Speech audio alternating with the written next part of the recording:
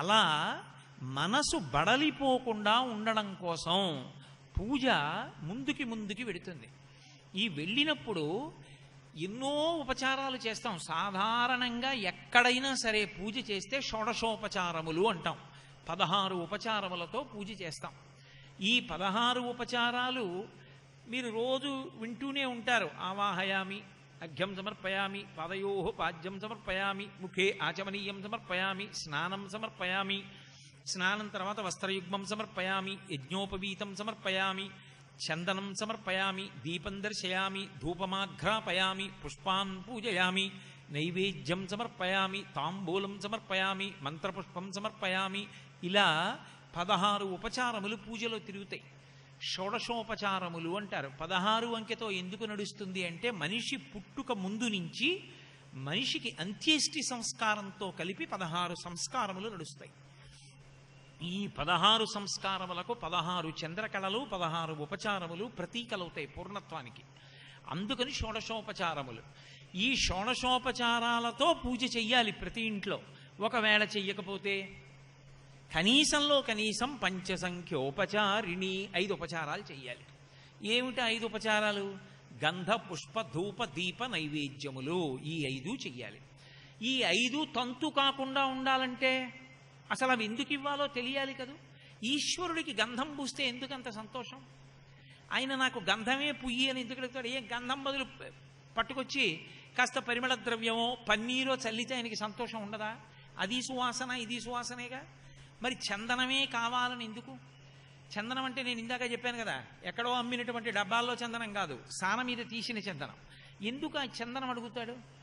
ఆయనే సూర్య చంద్రౌచ నేత్రే అని కదా మనం పిలుస్తాం.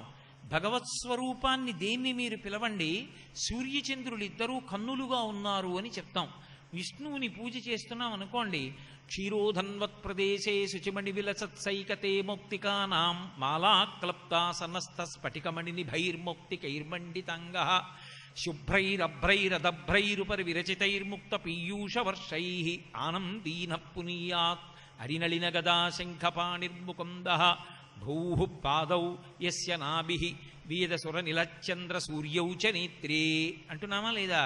సూర్యచంద్రులిద్దరూ ఆయనకి నేత్రములు. అమ్మవారిని పూజ చేస్తే తాటంక యుగళీభూత తపనోడుపమండల, సూర్యచంద్రులిద్దరూ ఆమెకి తాటంకములు. పరమశివుణ్ణి పూజ చేస్తే వందే శంభుమాపతిం సురగురుం వందే జగత్కారణం వందే పన్నగభూషణం మృగధరం వందే పశూనాం పతిం వందే సూర్య శశాంక వహ్ని నయనం. సూర్యచంద్రులు అగ్ని ఆయనకి నేత్రాలు. భగవత్స్వరూపాన్ని ఎక్కడ ధ్యాన శ్లోకం చెప్పినా ఈ మాట తప్పకుండా ఉంటుంది.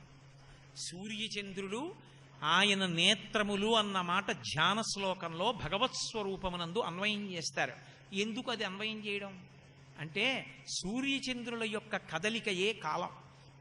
ఉదయం సూర్యాస్తమయమైంది, ఇప్పుడు సూర్యాస్తమయం అయిపోయింది అంటే నా జీవితంలో ఒక రోజులో సగభాగం అయిపోయింది. ఇప్పుడు చంద్రోదయం అయింది, రేపు ఉదయం చంద్రాస్తమయం అవుతుంది. నా జీవితంలో ఒక అరరోజు జీవితం పూర్తయిపోయింది. సూర్యోదయ సూర్యాస్తమయముల యందు, చంద్రోదయ చంద్రాస్తమయముల యందు లోకమంతా పడిపోతుంది, ఆయుర్దాయం అయిపోతుంది. ఆయుర్నశ్యతి పశ్యతాం ప్రతిదినం యాతి క్షయం యవ్వనం ప్రత్యాయం తిగతాః పునర్న దివసాః కాలో జగద్భక్షకః లక్ష్మీస్తో యతరంగభంగ చపలా విద్యుచ్చలం జీవితం తస్మాన్మాం కరుణాలయం అని శంకర భగవత్పాదులు పరమశివుణ్ణి ఉద్దేశించి, ఈశ్వర ఈ సూర్యోదయ సూర్యాస్తమయాల్లో, చంద్రోదయ చంద్రాస్తమయాల్లో నువ్వు కాలో జగద్భక్షకః కాలస్వరూపంలో జగత్తుని తినేస్తున్నావన్నారు. ఎవరి ఆయుర్దాయం ఏ క్షణానికి పూర్తయిపోయిందో శరీరం పడిపోతుంది. కాబట్టి ఆ రెండూ సూర్యచంద్రులు కన్నులుగా ఉన్నవాడు అంటే కాలమునందు లోకమంతా పడిపోతుంది. ఆయన పడిపోవడం అన్నది ఉండదు, ఆయన శరీరం పడిపోవడం అన్నది ఉండదు. అది ఎప్పటికీ అలాగే ఉంటాడు. శాశ్వతుడు నిత్యుడు నిరంజనుడై నిత్యశుద్ధ బుద్ధ పరిపూర్ణ సచ్చిదానందద్వైత పరమ ప్రకాశాత్ముడై ఉంటాడు. అలా ఉన్నవాడు కాబట్టి భగవానుడని పేరు. కాబట్టి సూర్యచంద్రులు నేత్రములుగా ఉన్నటువంటి భగవానుడికి దీపం ఎందుకు అసలు? నువ్వు చిన్న ప్రమిద, దాంట్లో ఇంత నూనె లేకపోతే నెయ్యి, అందులో 3 ఒత్తుల, సరే బతికున్నంత కాలం దేనికి సరిపోతుంది పూజ అంటే? ఏమండి, ఒత్తి 1 వెయ్యాలండి, 2 వెయ్యాలండి, 3 వెయ్యాలండి, 4 వెయ్యాలండి. ఇంకా బతికున్నంత కాలం దీపం పెట్టడానికి ఎన్ని ఒత్తులు వెయ్యాలతోటే పూజ అంటే? సాధ్యం త్రివర్తి సంయుక్తం వహ్నినా యోజితం ప్రియం అని అందులోనే ఉందిగా 3 ఒత్తులు వెయ్యాలని. ఇంకా మళ్ళీ అంత అనుమానం ఎందుకు? కాబట్టి దీపం ఎందుకు అసలు సూర్యుడికి? నత్ర సూర్యో భాతి నచంద్రతారకం నేమా విద్యుతో భాతి కుతోయమగ్ని త్వమేవ భాంతమనుభాతి సర్వం తస్య భాసా సర్వమిదం విభాతి అంటోంది ఉపనిషత్తు. సూర్యచంద్రులు కూడా ప్రకాశించకుండా ఉండిపోయినటువంటి కటిక చీకటి కావల తానొక్కడే ప్రకాశిస్తూ ఉంటాడు. మహాప్రళయం అయిపోయిన తర్వాత లోకంబులు లోకేశులు లోకస్తులు తెగిన తుది అలోకంబగు పెంజీకటి కావల యవ్వండేకాకృతి వెలుగువతని నీ సేవింతున్నంటాడు గజేంద్రమోక్షణంలో గజేంద్రుడు. అటువంటి పరమాత్మకి దీపం ఎందుకు అసలు? దీపం పెట్టలేదండి, దీపం పెట్టలేదండి అన్నం, ఇంత చౌరు పోసి దీపం పెట్టడం. పోని తెల్లవారుజామున పూజా మందిరంలో చీకటిగా ఉంటుందండి, అందుకు దీపం పెట్టావు. మధ్యాహ్నం పూజ చేసినప్పుడు ఎందుకు? సాయంకాలం ఎందుకు దీపం? రాత్రి దీపం, అన్ని వేళలా దీపమే. మధ్యాహ్నం ఏదో వ్రతం చేసుకుంటుంటాడు, ముందు దీపం. ఎందుకు ఆ దీపం అంటే? తంతు ఎప్పుడవుతుంది అంటే దీపము పెట్టడమే తప్ప అసలు దీపం ఎందుకు పెడుతున్నావో తెలియనంత కాలం అది పూజ కాదు. అందుకే కనీసం ఈ 5 ఉపచారాల గురించి తెలియకపోతే వాడు జీవితమునందు పూజ చెయ్యలేడు, తంతే చేస్తాడు అన్నారు వ్యాస భగవానుడు. అది ఆయన ఆర్తి. దీపం ఎందుకు పెట్టాలి ఈశ్వరుడికి అంటే, భగవానుడు మనకి నేత్రములు ఇచ్చాడు, 2 కళ్ళు ఇచ్చాడు, 1 కన్ను కాదు. ఒకటే ఇచ్చినవి చాలా ఉన్నాయి, కానీ కళ్ళు 2 ఇచ్చాడు. ఎందుకని? కన్ననేటటువంటిది లేదనుకోండి అసలు ఈ లోకమునందు సుఖములనేటటువంటివి ఉండవు, దుఃఖములనేటటువంటివి ఉండవు. నేను ఒక్క మాట చెప్తాను, మీరు కొంచెం జాగ్రత్తగా ఇంటికి వెళ్ళాక ఆలోచన చేయండి, ఇప్పుడు అక్కర్లేదు. ఈశ్వరుడు కళ్ళిచ్చి చూసే శక్తిని తీసేశాడు అనుకోండి. ఆ కళ్ళకి కళ్ళు ఉన్నాయి, చూసే శక్తి లేదు. చర్మం ఉంది, ముట్టుకుంటే స్పర్శ తెలియదు. నాలుకుంది, రుచి చెప్పదు. ముక్కుంది, వాసన చెప్పదు. చెవులున్నాయి, వినవు. ఈశ్వరుడు ఈ 5 శక్తులు 5 ఇంద్రియముల నుండి ఉపసంహారం చేశాడు. కొంచెం మీరు ఆలోచించండి. ఇక సుఖము దుఃఖము ఈ 2 మాటలు ఉంటాయా? ఇక ఉండవు. ఎందుకో తెలుసా? గంగానది దగ్గరికి వెళ్ళారు, ఏం తెలుసు అది గంగని? చూడ్డానికి కళ్ళు లేవు, ఎవడో చెప్పాడు ఇది గంగా అని, వినపడదు. ముట్టుకున్నారు, స్పర్శ తెలియదు. వీణానాదం ఉంది, వినపడదు. పువ్వు సువాసన ఉంది, ముక్కు చూడదు. నిప్పు కణిక తెచ్చి నాలుగు మీద బారేసిన అంతే, తిరుపతి లడ్డూ తెచ్చి నోట్లో పెట్టినా అంతే. అసలు లోకంలో ఇన్ని ఉండనివ్వండి, సుఖమన్న భావన ఇక ఉన్నదా? సుఖ లేకపోతే దుఃఖ లేదు, మధ్యలో ఉన్న ఖ అంతే, సు దు 2 మారతాయి అంతే. కాబట్టి ఏది అసలు సుఖమేది దుఃఖమేది? ఇంకా ఏమీ లేవు. లోకంలో ఉండేటటువంటి సుఖాలలో సగం సుఖాలు దేని వలన ఉంటాయంటే కంటి వలన ఉంటాయి. నేను నా మనవణ్ణి చూసుకున్నాను అనుకోండి, పరమ సంతోషం. నా మనవణ్ణి ముట్టుకున్నాను అనుకోండి, సంతోషం. నా మనవడి వచ్చిరాని మాటలు విన్నాననుకోండి, సంతోషం. ధ్వజస్తంభం వంక చూశాననుకోండి, సంతోషం. ఆలయ శిఖరం వంక చూస్తే సంతోషం, పర్వతాల వంక చూస్తే సంతోషం, చెట్ల వంక చూస్తే సంతోషం, పువ్వుల వంక చూస్తే సంతోషం, బిడ్డల వంక చూస్తే సంతోషం, జనం వంక చూస్తే సంతోషం. ఇన్ని వస్తువులను చూసి ఆనందపడిపోతున్నాం. ఈ కన్నన్నది లేదనుకోండి, అసలు సుఖములన్న మాటలు ఎన్నున్నాయి? ఒకవేళ భగవంతుడు కన్నిచ్చి అది బడలిపోతే ఇక దాని బడలిక తీరే మార్గం మాత్రం లేదు అన్నాడు అనుకోండి, అప్పుడు ఎలా? పగలంతా తిరిగావా, తాడేపల్లిగూడెంలో ఉపన్యాసం చెప్పి రాత్రి 1 గంటకి ఇంటికి వెళ్ళావా, నిద్ర సరిగ్గా లేదా, కన్ను బడలిపోలా? బడలిపోయిన కన్ను నిప్పెడుతుంది, నిప్పెట్టిన తర్వాత అది మళ్ళీ ఉపశాంతి పొందే అవకాశం లేదు ఇంకా అన్నాడు అనుకోండి, అప్పుడు ఆ కన్ను మళ్ళీ చూడగలదా నిప్పితో? చూడలేదు. మళ్ళీ రాత్రి నిద్రాకాలిక సుఖమునిచ్చి బాధపెట్టి కాదు, నిద్ర సుఖస్వరూపం, మంచి సుఖంగా నిద్ర పట్టేటట్టు చేసి ఆ నిద్ర యందు ఇంద్రియముల యొక్క బడలికనంతటినీ తీసేస్తాడు. మళ్ళీ తెల్లవారేటప్పటికీ కన్ను ఉత్సాహంగా చూడడం మొదలు పెడుతుంది. ఈశ్వర, మీరు కన్ను ఇచ్చి ఉండి ఉండకపోతే నాకిన్ని సుఖాలు ఎక్కడున్నాయి? రాత్రి నేను నిద్రపోయినప్పుడు ఏం చేశాను? నిద్రపోవడానికి సాధనము లేదు. బాగా జ్ఞాపకం పెట్టుకోవాలి మీరు ఈ మాట. నిద్ర పట్టుటకు సాధనము లోకమునందు లేదు. నేను మంచం మీద పడుకుంటే నిద్ర పడుతుందండి, పరుపు మీద పడుకుంటే నిద్ర పడుతుందండి, దుప్పటి కప్పుకుంటే నిద్ర పడుతుందండి, దోమలు కొట్టకుండా ఏదో యంత్రం పెట్టుకుంటే నిద్ర పడుతుందండి, నాకు మంచి చల్లగా ఉండేటట్టుగా ఒక యంత్రం యొక్క సహాయాన్ని తీసుకుంటే నిద్ర పడుతుందండి. అబద్ధం. మనసు బాగుండకపోతే ఇవన్నీ ఉన్నా నిద్ర పట్టదు. పరమతృప్తితో ఉన్నవాడు దోమలు పీకేస్తున్నా సరే రహదారి మీద ఉన్నటువంటి వంతెన పక్కన ఉన్నటువంటి ఎత్తుగట్టు మీదెక్కి నిద్రపోతాడు. నిద్ర పట్టడానికి ఇది కారణము లేదు లోకంలో. ఈశ్వరుని యొక్క కృపయే నిద్రకు కారణము. ఆయన ఏమైనా బాధ పెడతాడా పోనీ నిద్రలో? పరమ సంతోషం, హాయిగా నిద్ర పట్టిందండి అంటాడు. ఆ నిద్రలో, ఆ సుఖంలో నీ ఇంద్రియముల యొక్క బడలికని వాడు తీసేస్తున్నాడు. వాడు నీ కంటెదురుగుండా కనపడాలా? అక్కర్లేదు. వాడు కంటెదురుగుండా కనపడి ప్రతి వాళ్ళకి కనపడుతుంటే లోకంలో ఈ పనులన్నీ ఎవడు చేస్తాడు? అందుకని ఆయన కనపడే అవకాశం ఉండదు. అంతర్నేత్రమునకు మాత్రమే దర్శనమిస్తాడు. అటువంటి పరమేశ్వరుడు ఇంత ఉపకారం చేసి 2 కన్నులిచ్చి 2 కన్నుల చేత జగత్తులో ఎన్నో విషయములను చూసి ఆనందించడానికి కావలసినటువంటి అవకాశములను నీకు ఇచ్చాడు. నువ్వు ఆయనకి కృతజ్ఞత చెప్పాలా వద్దా?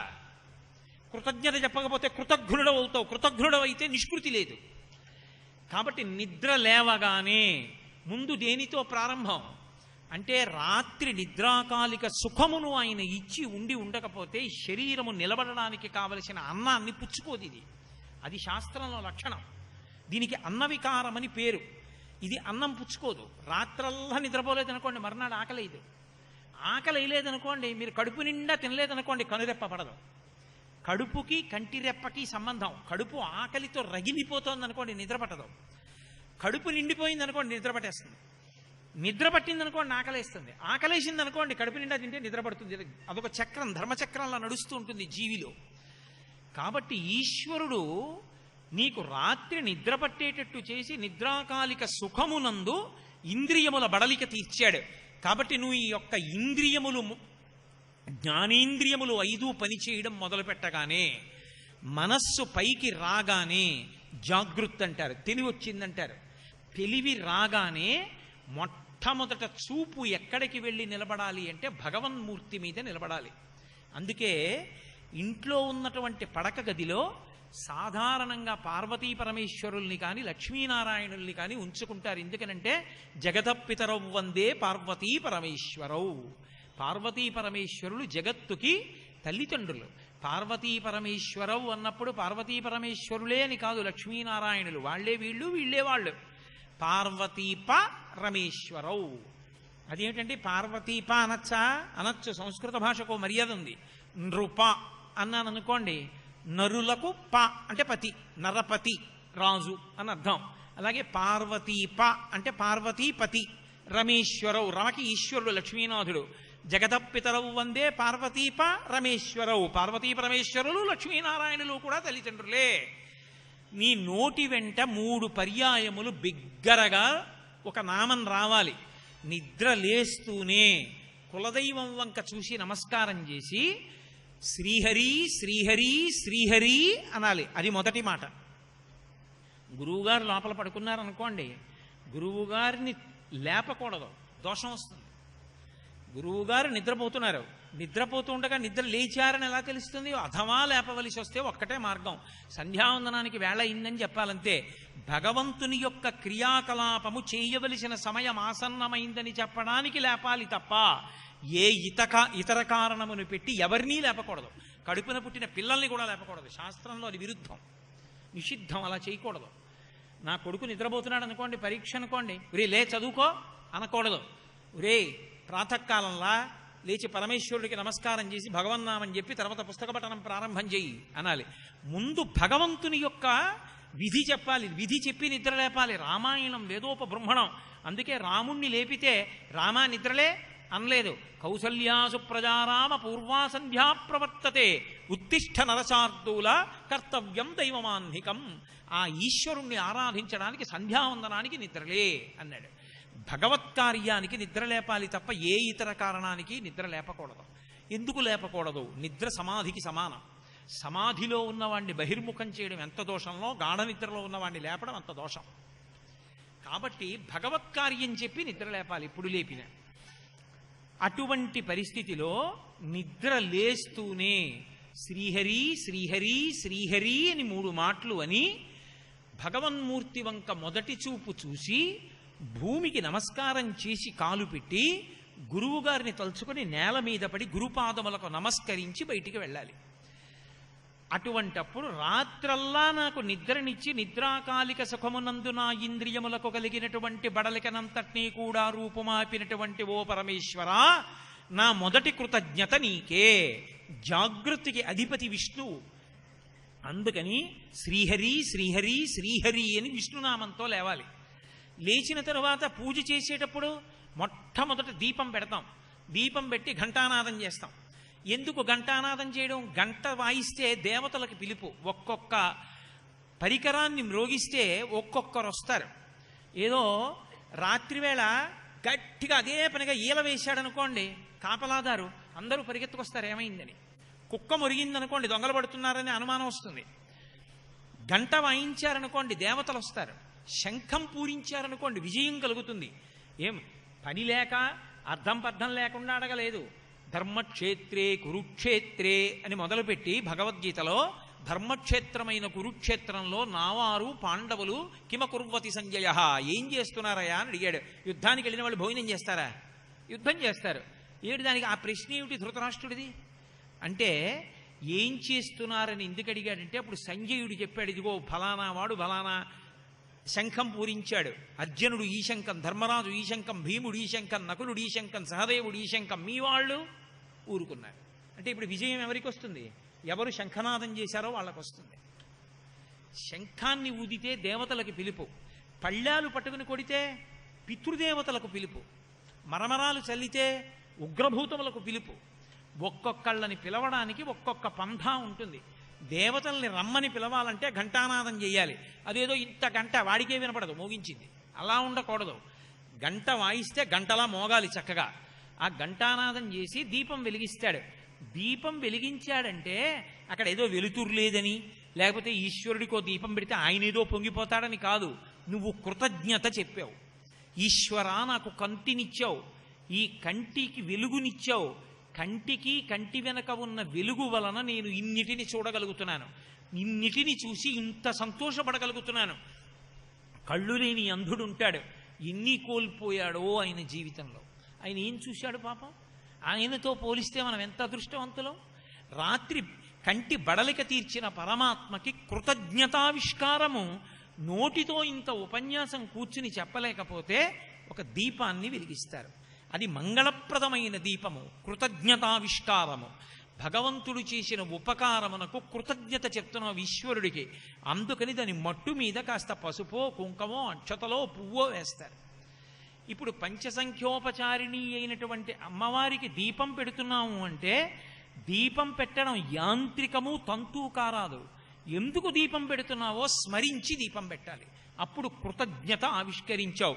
దీపం వెలిగించింది చెయ్యి, దీపం ప్రజ్వాల్య నోటితో అన్నావు, మనసు ఉపకారాన్ని స్మరించింది ఈశ్వరుడికి. ఇప్పుడు నువ్వు పెట్టిన దీపం నీ ఇంట ఎప్పుడూ దీపం వెలగడానికి కారణమవుతుంది. ఈశ్వరుడు ఆనందిస్తాడు. పెట్టకపోతే ఆనందించడాండి? ఆయన ఆనందించకపోవడం కాదు, నువ్వు కృతజ్ఞుడు అయిపోయావు, నువ్వు పడైపోయావు. కాబట్టి మొట్టమొదటి ఉపచారమైనటువంటిది దీపం. రెండవది ఆయనకి మనం ఇచ్చేటటువంటిది గంధం. గంధాన్ని ఈశ్వరుడికి అలదుతారు.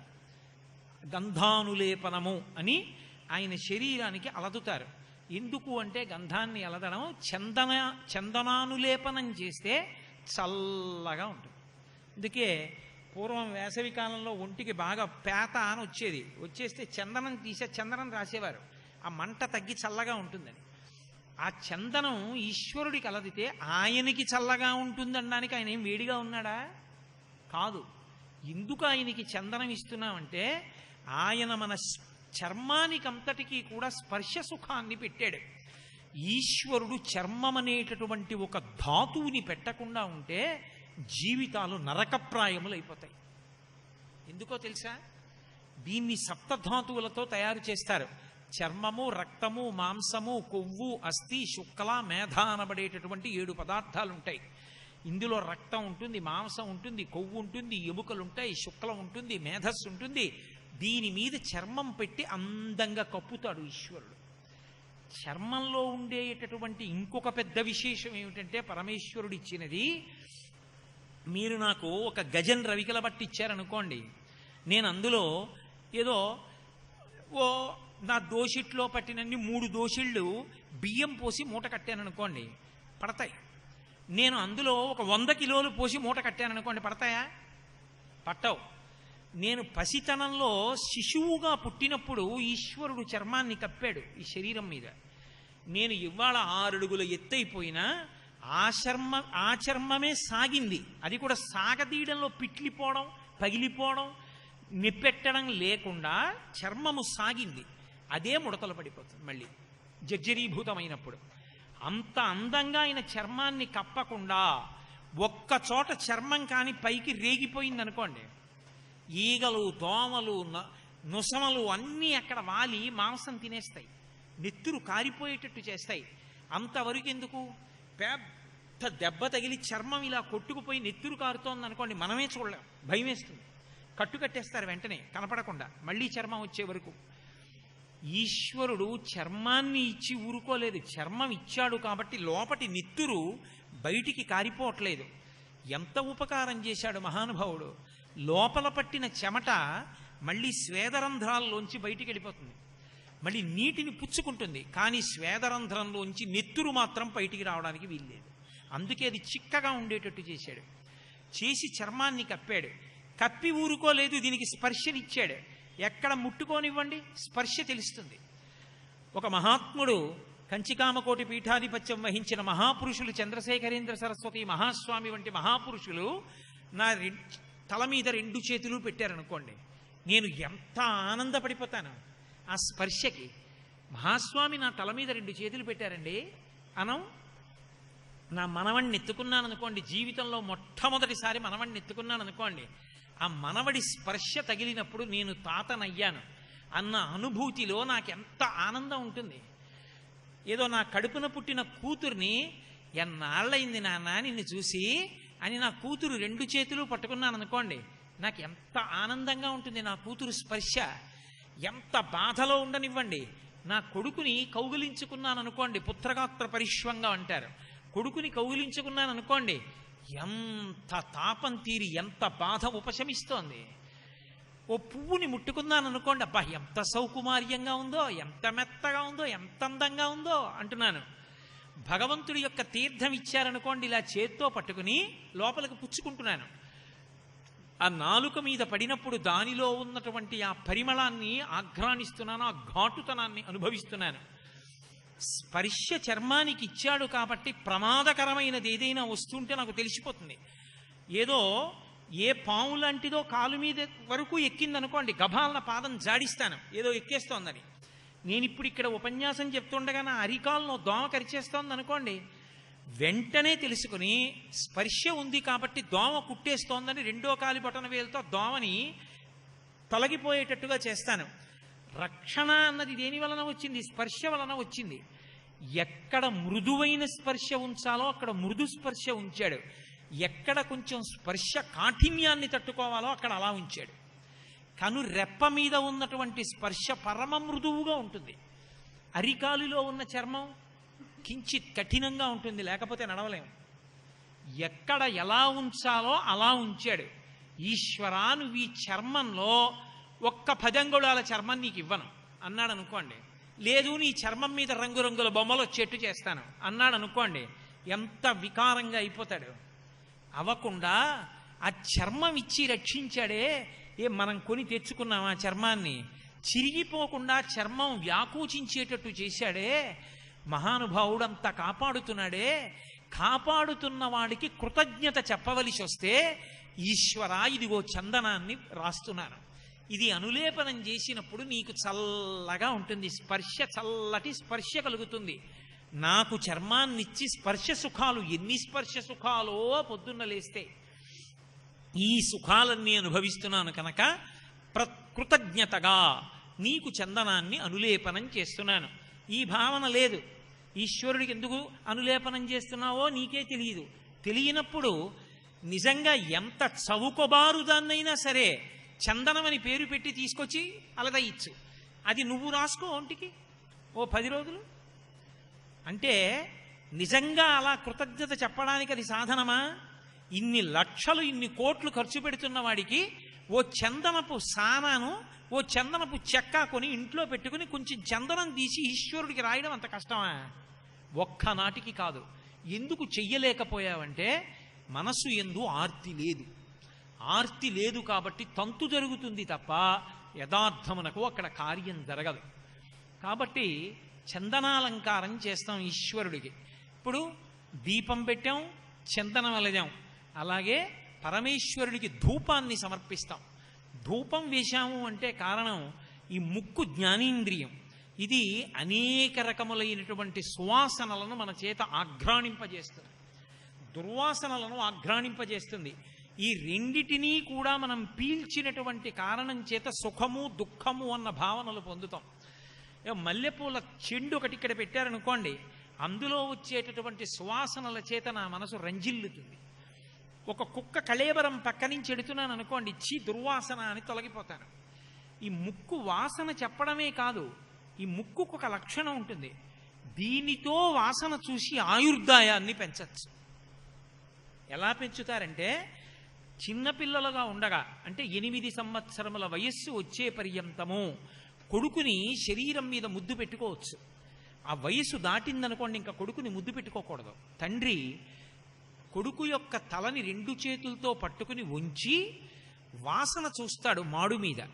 అలా తండ్రి వాసన చూస్తే కొడుక్కి ఆయుర్దాయం పెరుగుతుంది. అందుకే రామాయణంలో దశరథ మహారాజు గారు రాముడిని విశ్వామిత్రుడితో పంపించేటప్పుడు సపుత్రమూర్ధినుపాఘ్రాయ రాజా దశరథ ప్రియం దదౌ కశికుశికపుత్రాయ సప్రీతేన అంతరాత్మన మూర్ధన్య స్థానమునందు ఆఘ్రాణిస్తారు. ఒకసారి వాసన చూసి వదిలిపెట్టాడు అనుకోండి, ఆయుర్దాయం పెరుగుతుంది. కూతురు, దానికి పిల్లలు పుట్టేశారు, పెద్దదైపోయింది. నా కూతురే కదా అని శరీరంలో ఏ అవయవాన్ని ముద్దు పెట్టుకోవడానికి వీల్లేదు. కూతుర్ని తల పట్టుకుని ఉంచి దాని తల మీద మూర్ధన్య స్థానమునందు ఆఘ్రాణిస్తారు, వాసన చూస్తారు. ఆయుర్దాయం కలుగుతుంది కూతురికి. వాసన చేత ఆయుర్దాయాన్ని పెంచుతారు శిష్యులకు బిడ్డలకు కూడా. గురువు తండ్రి లాంటి వాడు కాబట్టి గురువు తన శిష్యుల యొక్క మూర్ధన్య స్థానమును ఆఘ్రాణిస్తాడు, బిడ్డల యొక్క మూర్ధన్య స్థానమును తల్లిదండ్రులు ఆఘ్రాణిస్తారు. కాబట్టి ముక్కు వాసన ఆ ఎన్ని సుఖములకు కారణమవుతోందో. తినడం మాట పక్కన పెట్టండి, తర్వాత తింటాడు. ముందు ఇంట్లోకి వస్తూనే అబ్బా ఇవాళ ముక్కల పులుసు పెట్టావు కదా, వీధిలోకి వస్తుందో ఈ వాసన, గబగబా కాళ్ళు చేతులు కడుక్కొచ్చేస్తాను, ఇది వడ్డించేయి అంటాడు. అంటే ఆ వాసన పీల్చి ఎంత ఆనందపడిపోతున్నాడో. అన్ని సుఖాలకి కారణం ఆ ముక్కు. మరి ఆ ముక్కుని పరమాత్మ నీకు ఇచ్చాడే, ఇచ్చి ఇన్ని సుఖాలకి కారణం అవుతున్నాడే. ఒక రోజుని ప్రమాణంగా తీసుకున్నప్పుడు సూర్యోదయ కాలమునందు ఆయనకి కృతజ్ఞత చెప్పాలా వద్దా? అందుకని ఆయన సువాసన పీల్చి సంతోషించాలని ఈశ్వర ఇదిగో ధూపమాఘ్రాపయామి, ధూపం ఇస్తాం. తర్వాత 3 అయిపోయాయి. 4వది పుష్పం, గంధ పుష్ప ధూప దీప నైవేద్యములు కదూ. నేను ఒక క్రమం కోసమని దాన్ని మార్చి మాట్లాడుతున్నా. 5 పుష్పాలతో పూజ చేస్తాం. ఏమి ఈశ్వరుడికి పుష్పాలతోటే పూజ ఎందుకు అంటే, ఈశ్వరుడు మనకి 2 చెవులు ఇచ్చాడు. ఈ 2 చెవులు ఇచ్చి ఈ చెవుల వలన మనం పొందుతున్నటువంటి సుఖం, చెవుల వలన పొందుతున్నంత అభ్యున్నతి ఇక దేని వలన సాధ్యం కాదు. చెవులున్నాయి, వీణానాదం వింటాం. చెవులున్నాయి, పాట వింటాం. చెవులుంటాయి, కోకిల పాట వింటాం. చెవులున్నాయి, గురువుగారు చెప్పిన మాటలు వింటున్నాం. చెవులున్నాయి, ఒక ప్రవచనాన్ని వింటే 100 పుస్తకాలు చదివినంత సారాంశం అర్థమవుతోంది.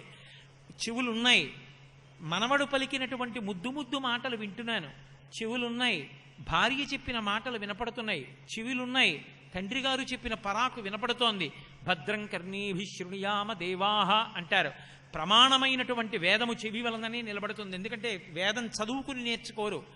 గురువుగారు స్వరంతో వేదం చెప్తుంటే శిష్యులు కూర్చుని వింటారు. ఆ స్వరంతో వేదం నేర్చుకోవాలంటే చెవే ఆధారం. అందుకే శృతి అని పేరు దానికి. విని నేర్చుకుంటారు. వేద ప్రమాణము నిలబడుతోందంటే చెవే కారణం. ఈ చెవితో ఎన్నో మాటలు విని సంతోషపడుతున్నావు. ఈ చెవితో నీకు తెలియని విషయాలు తెలుసుకుని అనుష్ఠానంలోకి తెచ్చుకుని భగవంతుడికి దగ్గరగా జరుగుతున్నావు. మరి ఇంత ఉపకారం ఈశ్వరుడు నీకు చేసి ఈ చెవినిచ్చాడే, లోపల అంత పలచటి కర్ణభేరిని పెట్టి దాన్ని రక్షించడానికి గుహని సృష్టించి పైన వంగిపోయేటటువంటి ఎముకలతో, ఇదేమి మాంసం కాదు మృదులాస్థి అంటారు, వంగేటటువంటి ఎముకలతో ఈ డొప్ప తయారు చేసి నిలబెడుతున్నాడే, అది ఇలా పడిపోతే మళ్ళీ మనకి వినపడదని నిలబడేటట్టుగా ఇక్కడ నిలబెడుతున్నాడే మెత్తటి ఎముకలతో. మరి ఇంత చేసిన పరమేశ్వరుడికి ఉపకారం, నిన్న నన్ని మంచి మాటలు విన్నావు, ఈశ్వరుడికి కృతజ్ఞత చెప్పత్తు చెవులిచ్చినందుకు. ఆయనకి ఉపకారం చెయ్యడానికి పుష్పములతో పూజ. నాకు తెలుసు మీకు అనుమానం, ఏమండి కళ్ళిస్తే దీపం పెట్టాం అర్థం ఉంది, చర్మం ఇస్తే చందనం రాశాము అర్థం ఉంది, కానీ మీరు చెవిలిస్తే పువ్వులతో పూజ చేశామంటున్నారు. చెవికి పువ్వుకి సంబంధం ఏమిటి? దీపానికి కంటికి చర్మానికి గంధానికి సంబంధం ఉంది, చెవికి పువ్వుకి సంబంధం ఏమిటి? మరి చెవులిచ్చినందుకు వినగలిగిన శక్తినిచ్చినందుకు పువ్వులతో పూజ ఎందుకు? అంటే పువ్వుకి వినడానికి చాలా దగ్గర సంబంధం ఉంటుంది. అందుకే అమ్మవారు చేతిలో 5 పువ్వులు పట్టుకుంటుంది పంచతన్మాత్రలకి సంకేతంగా. లోకంలో పువ్వులు ఎక్కడెక్కడున్నాయో ఆ పువ్వుల కోసమే తుమ్మెదలు ఝంకారం చేస్తాయి. తుమ్మెదల ఝంకారములన్నీ దేని కొరకు అంటే పువ్వుల కొరకే. పువ్వు దగ్గరికి వచ్చే వరకు ఝంకారం చేస్తూ వస్తుంది, పువ్వు మీద వాలిన తర్వాత ఇక ఝంకారం ఉండదు, తేనె తాగుతుంది. మళ్ళీ పువ్వు మించి లేచిందా ఝంకారం చేస్తుంది. ఎవరి కొరకు ఝంకారములు చేయబడ్డాయో ఆ ఝంకారములు దానివే. నా కొరకు మీరు ఈ దండ వేశారనుకోండి, ఇప్పుడు ఆ దండ ఎవరిది? నాదే. నేనేసుకున్నానా? పట్టుకెళ్ళి మా ఇంట్లో గడప కట్టుకున్నానా? లేకపోతే పట్టుకెళ్ళి నా భార్యని సిగలో అలంకారం చేసుకోమని ఇచ్చానా? లేకపోతే ఇంటికి పట్టుకెళ్ళి నా కూతురికి ఇచ్చానా? మీకు అనవసరం. ఈ దండ నాది కాదు, నా కొరకు ఇవ్వబడినది నాదైనట్టు పువ్వుల కొరకు ఝంకారములు చేయబడ్డాయి కాబట్టి ఝంకారములు పువ్వులవే, ధనులు పువ్వులవి. అందుకే ఆ పువ్వులతో పూజ చేయడం, ధనులు వినడానికి కారణమైనటువంటి చెవులు ఇచ్చినందుకు కృతజ్ఞతావిష్కారమునకు సాధనం. అందుకు పువ్వులతో పూజ చేస్తారు. పువ్వులతో పూజకి సంఖ్యా నియమం ఉంటుంది. మిగిలిన దీపాలు 108 పెట్టడం, 1,00,000 పెట్టడం, 1,00,000 పెట్టడం, దానివల్ల ఏమైనా ఉపయోగం ఉందా అని నన్ను అడిగారు అనుకోండి, భక్తితో ఓ దీపం పెట్టినా చాలు. 1,00,000 దీపాలు పెడితే ఏదో కొత్తగా ఒరిగిపోయేది ఉండదు, ఒక దీపమే పెడితే వచ్చేటటువంటి నష్టము ఉండదు. భక్తితో పెట్టిన ఒక్క దీపమైనా అంతే, 1,00,000 దీపాలైనా అంతే, 1,00,000 దీపాలైనా అంతే. కానీ పువ్వుల విషయం దగ్గరికి వచ్చేటప్పటికి మాత్రం మీరు ఎన్ని నామాలు చెప్తున్నారో అన్ని పువ్వులు వేస్తారు. ఎన్ని నామాలు చెప్తారు?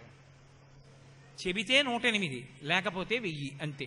374 నామాలు చెప్తానండి, 456 నామాలు చెప్తానండి ఉండదు లోకంలో.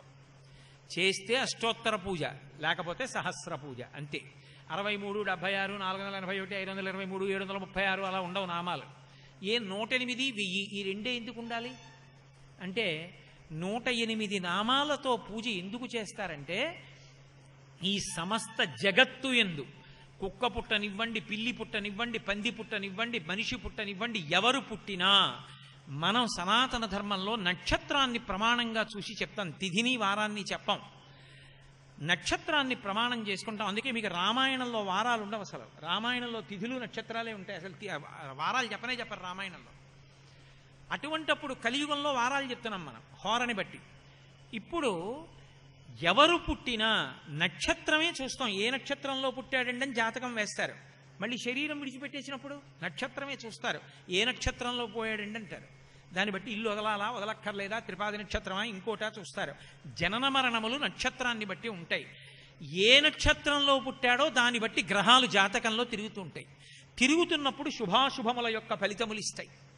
ఒక ప్రత్యేక నక్షత్రంలో పుట్టాడు, స్వాతి నక్షత్రంలో పుట్టాడు అనుకోండి, ఇప్పుడు ఏలినాడు శనిలో ఉంటాడు. కాబట్టి అప్పుడు కించిత్ కష్టం ఉంటుంది మరి ఏలినాటి శని వచ్చినప్పుడు. ఇప్పుడు నా కొడుకు ఏలినాటి శనిలో ఉన్నాడనుకోండి, ఈశ్వరా వాడిని ఎక్కువ కష్టపెట్టకు, వాడిని రక్షించు అని నేను అడగాలి. ఈశ్వరా మా ఇంట్లో కుక్క ఏదో ఫలానా నక్షత్రంలో పుట్టింది, సమస్త జగత్ ఆ 27 నక్షత్రాల్లోనే పుట్టింది. ఒక్కొక్క నక్షత్రానికి 4 పాదాలు, 27 × 4 108.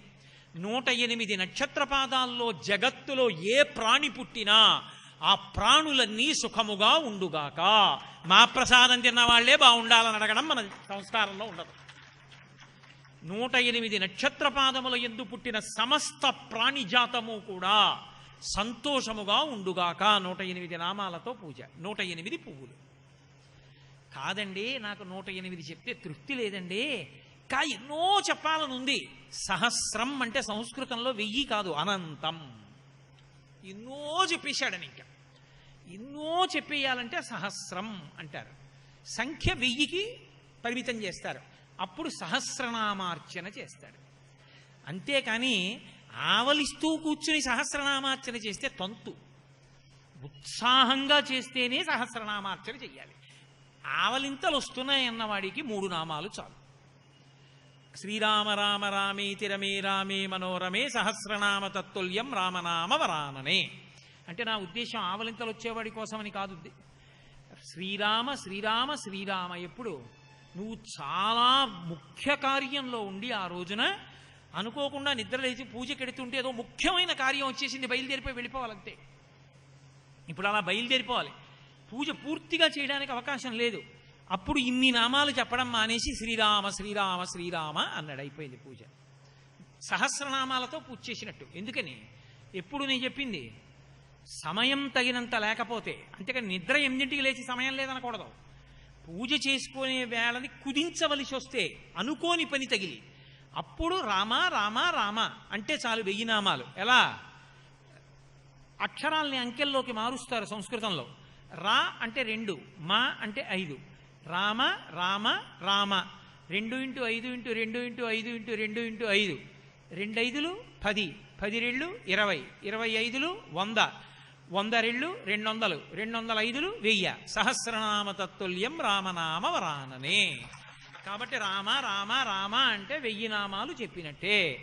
కాబట్టి ఇప్పుడు నామములతో పూజ చేసినప్పుడు పుష్పములను వాడడానికి కారణం, ఈశ్వర మీరు మాకు చెవులు ఇచ్చారు, ఈ చెవులకు వినికిడి శక్తిని ఇచ్చారు. ఆ వినికిడి శక్తిని ఇచ్చిన కారణం చేత నేను ఎన్ని విషయాలు తెలుసుకుంటున్నానో, వాటి వలన నేను ఎంత మార్పు చెంది దగ్గరగా జరగగలుగుతున్నానో ఈశ్వరునకు కృతజ్ఞతగా మీ పాదముల యందు పుష్పములను సమర్పించుచున్నాను. నమః, నాది కాదు నీది. ఇది పంచసంఖ్యోపచారిణి అయినటువంటి అమ్మవారికి ఇచ్చేటటువంటి ఉపచారములతో పువ్వులతో పూజ చేయడానికి కారణం. ఇప్పుడు గంధ పుష్ప ధూప దీప నైవేద్యం. ఆఖరి ఉపచారం 5వ ఉపచారం నైవేద్యం. నైవేద్యం అన్న మాటకు అర్థం ఏమిటంటే, ఈశ్వర తినండి అని పరమ ప్రీతితో పదార్థాన్ని అక్కడ ఉంచి పెట్టడం.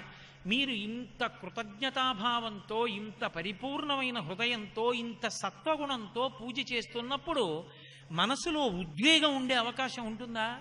ఉండదు. కాబట్టి రజోగుణ తమోగుణ భూయిష్టమైన పదార్థములు, ఉచ్ఛిష్టములు నైవేద్యముగా ఇవ్వకూడదు. ఉచ్ఛిష్టం అంటే ఆ పదార్థాన్ని ఇంతకు ముందు ఎవరైనా తిని విడిచిపెట్టారనుకోండి, అది ఉచ్ఛిష్టం అంటారు. ఉదాహరణకి ఏదో బయట మిఠాయి దుకాణం ఒకటి ఉంది, కోవా బిళ్ళలు అమ్ముతున్నాడు. ఎవరికో 1 కిలో కోవా బిళ్ళలు అమ్మాడు. మీరక్కడ 1 కిలో కోవా బిళ్ళలు అట్టుకొచ్చి ఈశ్వరుడికి ఇవ్వకూడదు.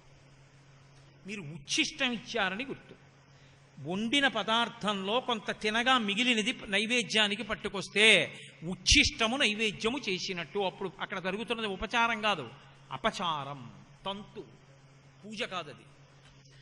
అందుకే నైవేద్యాన్ని వండుతారు దేవాలయంలోనే వండి బట్ట కప్పి తీసుకొచ్చి ఘంటానాదం చేస్తూ నైవేద్యం పెట్టి ప్రసాదం అని భక్తులకు ఇస్తారు. అది వైదిక మార్గం, అది కారణం.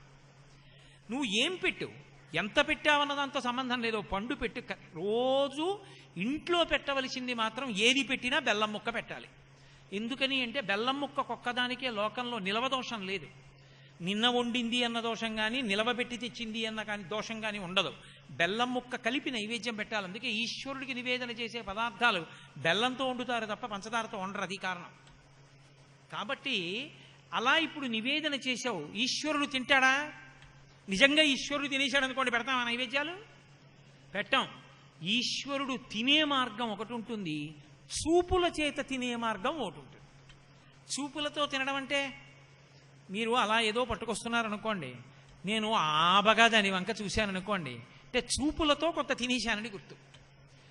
ఈశ్వరుడికి నైవేద్యం పెట్టేటప్పుడు మనం సాత్వికమైన పదార్థమే పెట్టాలి.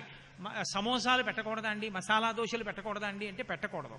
నువ్వు సత్వగుణంతో పూజ చేస్తున్నావు కాబట్టి సాత్విక పదార్థమే నైవేద్యం పెట్టాలి. ఈ నాలుక మీద ఎన్ని రుచులు అనుభవిస్తున్నావో, ఒక్క తీపిలోనే ఎన్ని రకాల తీపులున్నాయి. ఓటి మిఠాయి లడ్డు, ఓటి బూందీ లడ్డు, ఏదో ఇంకోటి ఇంకోటి ఇంకోటి రకరకాల తీపులు తింటున్నావా? కొత్త ఆవకాయ వచ్చిందంటే, కొత్త మామిడికాయ వచ్చిందంటే వెండి కంచం తాకట్టు పెట్టైనా ఊరగాయలు పెట్టుకు తింటున్నావా? ఇన్ని రకాల పదార్థాలు తిని తృప్తి పొందుతున్నామంటే, రోజు అన్ని వండుకు తింటున్నామంటే నాలుగు ఇవ్వబట్టి కదూ ఈశ్వరుడు, దాని మీద రసాంకురములను పెట్టబట్టి కదూ. కాబట్టి ఈశ్వర మీకు నేను కృతజ్ఞతను ఆవిష్కరిస్తున్నాను. నైవేద్యం, నైవేద్యమునందు భక్తితో చేస్తున్నాడు. నైవేద్యం అనేమిటి గుర్తు? నైవేద్య మంత్రాన్ని మనసుతో అనుసంధానం చెయ్యాలి. ఏమనుంది? 5 మాటలు వ్యాహృతులు ఇస్తారు, 5 మాటలు నోట్లో వేసుకుంటారు, అంటే యజ్ఞం చేసినట్టు. పుచ్చుకోండి, ప్రాణాయ స్వాహ, అపానాయ స్వాహ అని 5 మాటలు చూపించాడు. భావనలో ఎలా ఉండాలి? అది నివేదన అన్న మాటకు అర్థం. నైవేద్యము నివేదనము. నివేదనము అంటే కలెక్టర్ గారికి నివేదించామండి అంటారు. నివేదన అంటే చెప్పుకొనుట. ఏమిటి చూస్తున్నావు, ఏమిటి ఆయనకి చెప్పుకుంటున్నావు అంటే, గబగబా తినకండి ఈశ్వర. భర్త గబగబా తినేస్తున్నాడు అనుకోండి, భార్య ఏమంటుంది? అలా గబగబా తినకండి, వెక్కిళ్ళు వస్తాయి, మెల్లిగా తినండి. ఎందుకంత తొందరగా తింటారు? మెల్లిగా తినండి, కాసిన మంచినీళ్ళు తాగండి మధ్యలో అంటుందా? అందా? ప్రేమ ఉన్న భార్య భర్తతో ఆ మాట అంటున్నప్పుడు మీరు భగవంతుడితో అనొద్దు, తొందరగా తినకండి ఈశ్వర, మెల్లిగా తినండి. మధ్యే మధ్యే పానీయం సమర్పయామి, మధ్య మధ్యలో కాసిన నీళ్లు తాగండి. తీసుకున్నారా అంటే, ఆయన మధ్యలో నీళ్లు తాగాడంటే ఇంకా తింటాడా? తింటాడు. అసలు ఆ అవకాశం నువ్వు ఇచ్చావా? వెంటనే హస్తో వృక్షాలయం, పాలో వృక్షాలయం, ధాచమనీయం సమర్పయామి అయిపోయిందంటే నైవేద్యం. ఇంకా ఆయన ఏం తింటాడు? అదో తంతు. మధ్యే మధ్యే పానీయం సమర్పయామి అని నీళ్లు విడిచిపెట్టాక ఆయన మళ్ళీ తింటున్నాడు. కాస్త కళ్ళు మూసుకుని ఆ పదార్థాన్ని ఆయన నోట్లో వేసుకుని సంతోషించాడని భావించాలి. అప్పుడు ఉత్తరాపోసనం సమర్పయామి, మళ్ళీ కడుపు నిండా తాగండి నీళ్లు. చేతికి చక్ర పొంగల్ అంటుకుంది కదూ, కడుక్కోండి. హస్తవు ప్రక్షాళయామి, నీళ్లు పోశారు. ఏదైనా తింటే కాళ్ళు కడుక్కోవాలి. పాదవు ప్రక్షాళయామి, కాళ్ళు కడుక్కోండి. శుద్ధ ఆచమనీయం సమర్పయామి, 3 మాటలు నీళ్లు పుచ్చుకోండి. శౌచం ఉంది. ఇప్పుడు ఈశ్వరుడు యొక్క నైవేద్యంలో నిజంగా అనుభవించి పెడితే, మనసు నిలబడితే అప్పుడు అది నైవేద్యం. ఈశ్వరుడు చూసి మనకిచ్చాడు కాబట్టి అది ప్రసాదం. ప్రసాదం తీసుకుంటే ఏమవుతుంది అంటే, ప్రసాదాన్ని లోపలికి పుచ్చుకుంటే మనం తిన్న ఏ పదార్థంలోనైనా సరే 6వ వంతు మనస్సుగా మారుతుంది. ఈశ్వర ప్రసాదాన్ని కళ్ళకద్దుకుని నోట్లోకి పుచ్చుకుంటే 6వ వంతు మనస్సు అవుతుంది. మనస్సు సంకల్ప వికల్ప సంఘాతము. అప్పటి వరకు ఏదో సమస్య ఉంది, పరిష్కారం దొరకట్లేదు. భగవత్ ప్రసాదాన్ని నోట్లో వేసుకున్నాడు, 6వ వంతు మనసు అయింది.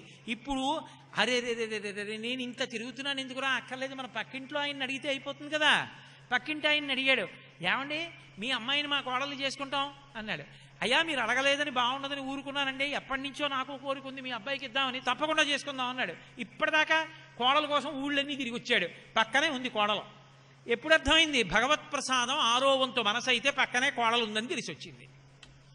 అందుకని ప్రసాదాన్ని కళ్ళకద్దుకు నోట్లో వేసుకుంటారు. ప్రసాదం మాకు వద్దంటే ఏమీ అవదు, ఈశ్వరుని యొక్క కటాక్షము లభించదు. అందుకే సత్యనారాయణ స్వామి వ్రత కథలో ప్రసాదం అక్కర్లేదంటే పడవలు వెలిగిపోతాయి, ప్రసాదం తినకపోతే పడవలు ముంచేసే శాడిస్తే భగవంతుడు కాదు. ఈశ్వర ప్రసాదమును తిరస్కరిస్తే ఈశ్వరుని యొక్క అనుగ్రహమును తిరస్కరించినట్టు. ఈశ్వరానుగ్రహం తిరస్కరిస్తే వేళపట్టున వర్షాలు ఎందుకు పడతాయి లోకంలో? ఎందుకు సంతోషంగా ఉండడం కుదురుతుంది? కాబట్టి ఈశ్వర ప్రసాదం అనగా ఈశ్వరుని యొక్క అనుగ్రహము, అది నివేదన చేత సిద్ధిస్తుంది. ఇప్పుడు పూజ ఈ పంచసంఖ్యోపచారిణి, ఈ 5 ఉపచారములను శ్రద్ధగా నువ్వు చేస్తే నీకు జ్ఞానేంద్రియములను భగవంతుడు ఇచ్చినందుకు కళ్ళు, ముక్కు, చెవి, నాలుక, చర్మము ఈ 5 ఇచ్చినందుకు ఈ 5టికి కృతజ్ఞతావిష్కారమునకే పూజ అని పేరు. మరి మిగిలిన ఉపచారాలు ఎందుకు? ఎన్నో చేస్తున్నాం కదా. ఏదో ఛత్రం ధారయామి, చామరం విజయామి, నృత్యం దర్శయామి, గీతం శ్రావయామి, వాద్యం ఘోషయామి, ఆందోళికాన్ సమర్పయామి, దర్పణం దర్శయామి, ఇవన్నీ ఎందుకు ఉపచారాలు? అంటే నీకు 5ఏనా ఆయన ఇచ్చింది? కారు ఇచ్చాడా? కారుకు కావలసిన ఇనుము భూమిలోంచి ఇచ్చాడా? కారు వెళ్ళడానికి పెట్రోల్ ఇచ్చాడా? ఎండలో పెడుతుంటే దాంట్లో ఏసీ ఇచ్చాడా? అందులో కూడా నేనేదో చూడాలంటే టీవీ ఇచ్చాడా? ఎక్కడున్నా భార్యాబిడ్డలతో మాట్లాడాలంటే ఓ సెల్ ఫోన్ ఇచ్చాడా? ఆఖరికి 2 చక్రాల వాహనం మీద పెడుతూ కూడా మాట్లాడి వాడు యమపాశంలో ఎదుటివాడి మీద పడిపోతాడు, కిందన్నా పడిపోతాడు. యుక్తాయుక్త విచక్షణకి బుద్ధిస్తే పక్కన పెట్టి వాడుకుంటున్నావా? ఇన్నిటినీ ఈశ్వరుడు ఇచ్చాడు. ఇల్లు ఇచ్చాడా? ఇంట్లో గదులు ఇచ్చాడా? గదుల్లో బలలు ఇచ్చాడా? కుర్చీలు ఇచ్చాడా? ఓపిక ఇచ్చాడా? ఆరోగ్యం ఇచ్చాడా? వాక్ ఇచ్చాడా? తింటే జీర్ణమయ్యే శక్తి ఇచ్చాడా? తెల్లవారేటప్పటికి మిగిలిన పిప్పి బయటికి వెళ్ళడానికి సంవరణీకంఠనములు సడలిపోయేటట్టు చేస్తున్నాడా? మరి వీటికన్నిటికీ ప్రత్యుపకారం ఇదిగో ఈ ఉపచారాలన్నీ. అందుకని ఆవిడ చతుష్షష్ట్యుపచారాఢ్యా 64 ఉపచారాలు చేస్తారు. నీకు సంతోషం ఉంటే ఆయన చేసిన మేలు తలుచుకుంటే ఎన్ని ఉపచారములైనా చేసి కృతజ్ఞతను ఆవిష్కరిస్తారు. అందుకే పూజ అంటే పరవశ స్థితి.